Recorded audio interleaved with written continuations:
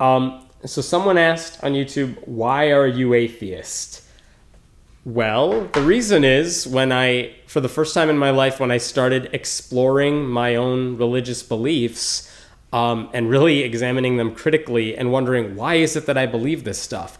The best answer I came up with was, well, I believe it because I trust my parents and they taught me to believe it. I believe it because people in my community, in my temple, believe it.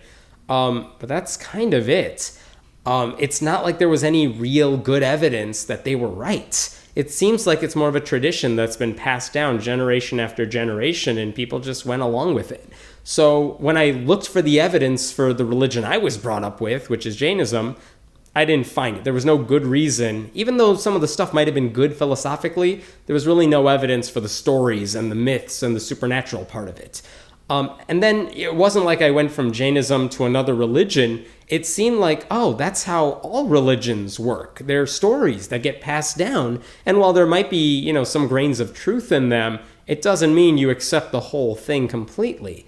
So, in short, why am I an atheist? Because when you look for the evidence for why we ought to believe in God, there is none.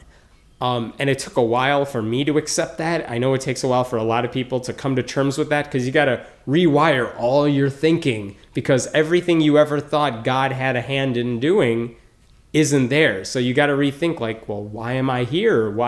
How am I born to my parents? Why am I like the way I am?